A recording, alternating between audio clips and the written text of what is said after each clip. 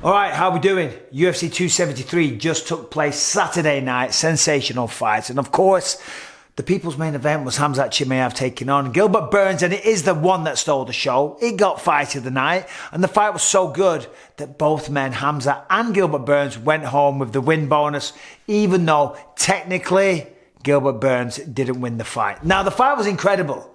That was amazing. I was on my feet in the house. I can only imagine what it was like in Jacksonville, Florida. I'm sure the atmosphere in that building was absolutely ridiculous. The Floridians always come out for the UFC, and always a great atmosphere in that place. But yeah, I wish I was there. I bet it was absolutely sensational. Now, KHAMZAT CHIMAEV, we know, came in with a tremendous amount of hype, right? 5-0 now in the UFC. This was a big step up, fighting the number 2 guy.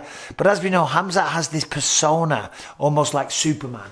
Like he can walk on water. Like he can walk through the opposition. Like no man alive can challenge him at all. Because that is what history has shown him so far. And that's what it's like when you're undefeated and then you come to the UFC, the number 1 fight organization on the planet, and you dominate everybody. So it's not KHAMZAT's fault.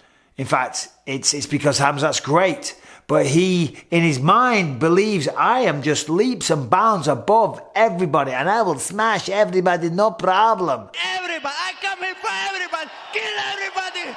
Right? But Saturday night he didn't do that. Saturday night he had some real adversity. Saturday night he had a fucking tough fight. Okay? And I'm glad that he did. Because now I'm an even bigger fan of KHAMZAT. Because it's all well and good, I talk about this a lot, right? If you're a fighter, you've got to be able to be a good hammer and a good nail. Some people can go out there and they can bust people up. They can smack them, they can wrestle them, they can choke them out, all the rest of it, okay? They can dominate. But then, when they meet somebody that can give it back, all of a sudden they can give it, but they can't take it, right? As a fighter, to be truly one of the greats, you've got to be able to get your ass kicked in a round, then go back to your corner. Whoa, geez Louise, that was a tough one, wasn't it? Shake it off, take some words of advice from your cornerman, right? Wipe off the blood, and then go out for the next round and put that all behind you. Go out into the next round with a positive mindset. Go out into the next round with a mindset that says, yes, I just got my ass kicked in that round. But now it's a whole new round. We start on our feet. All things are equal again. Let's go. Let's go to war. Let's give it our best shot. Right? And KHAMZAT showed that he could do that. That's what really impressed me about him. I'll tell you what, Gilbert Burns impressed me as well. I mean, come on. For Gilbert, I talked about this the other day, so I won't bore you on it. But coming into that one, and the whole arena being against him, KHAMZAT being the big favourite, all the hype around him, for him to walk out into that hostile territory and to still fight the way that he did was incredibly impressive. I have endless respect for Gilbert Burns. It was a sensational fight.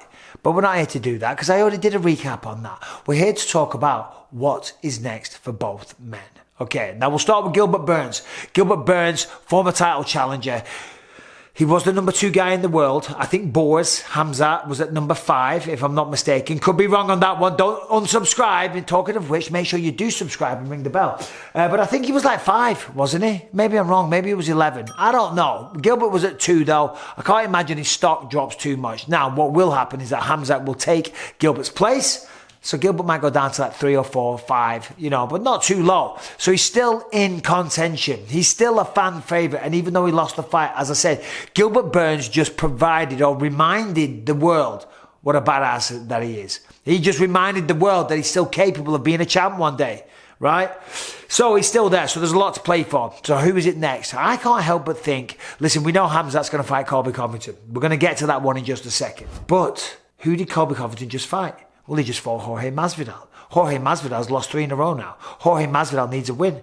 The UFC like to match up people who lose fights with other people that lose fights. Winners fight winners, losers fight losers. Not that they're losers, but they've lost fights. That's a bad term. They're not losers. None of them are losers. Masvidal did just approach Covington in a restaurant, though, with a hood up and a mask on. Dana White came out and gave some comments about that. He said, I'm not surprised. I'm not surprised, motherfucker. I am not surprised, and neither am I. Dana said, listen, he is not condoning violence, and this is my stance on it as well. I'm with Dana. I don't condone violence, but also at the same time, when you talk a certain amount of shit, you talk about wives, children, religion. You know, certain things are off the table. And then when you're a character or a guy that's cut from that cloth, that has the kind of character of a Masvidal, don't be surprised when shit leaves the octagon and follows you home when you're having dinner, okay? So, you know, you make your bed, you lie in it type thing. But still, I think Gilbert Burns should fight Jorge Masvidal. What a fight that would be. I'm surprised that these two haven't been matched up yet before. Masvidal obviously needs a win. Masvidal's on a huge contract these days. And Masvidal's got, you know, he's got balls, man. He'll fight anyone. That's not a joke. That's not a persona, okay? The only problem is Burns may come with a wrestling-heavy game plan. I'm sure Masvidal doesn't want to go in there with another guy that wants to just wrestle and grapple him. He wants to go out there and fight somebody that's going to have a fan-friendly style. Someone that's going to stand and go toe-to-toe. That's when you see the best out of Jorge Masvidal. But hey, listen, it is what it is. We're in the UFC. And the problem with Masvidal, when this contract came out, I think he's the third highest person on the roster now. When you have that kind of contract, you're going to be placed in big fights. Because that's how the UFC recoup their investment, you know. So it's going to be a big fight. So I say bollocks to it. Put Gilbert Burns in with Jorge Gamebred Masvidal. That is a tremendous fight. The only problem being is that whoever loses continues to extend the losing streak. Anyway, Khamzat, he was the winner. He's going to fight Colby Covington. Dana said it, and it's been talked about already. And I think that's a great logical matchup as well. Leon Edwards is going to fight Kamaru Usman, so therefore Khamzat wants to keep going. Yeah, he's a little bust up right now, but it's all just superficial. They're only flesh wounds. He'll be okay before we know it, and he'll be ready to go. Colby Covington, he's ready to go, you know.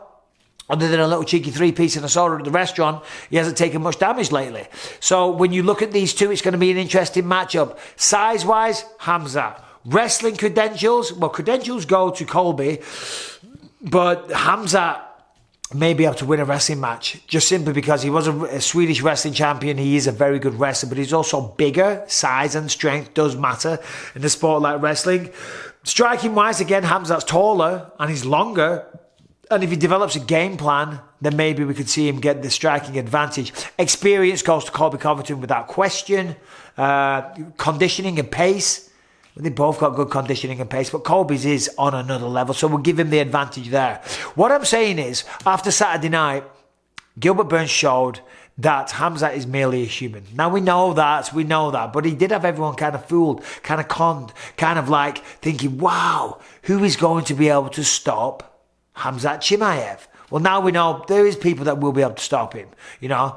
Gilbert Burns almost stopped him. Gilbert Burns dropped him. Gilbert Burns gave him a very, very tough, entertaining fight, and I loved every second of it. But Gilbert Burns versus Jorge Masvidal, if my name was Sean Shelby or Mick Maynard, that's what I'd say. And as we know, Colby Chaos Covington taking Khamzat Chimaev. I mean, that's going to be Russia versus the United States. It's going to get, you know, it's going to get out of control. But I can't wait for him. Anyway, thank you all for tuning in. Ring the bell, subscribe, all that good stuff. I'll be back with another video tomorrow. All the best.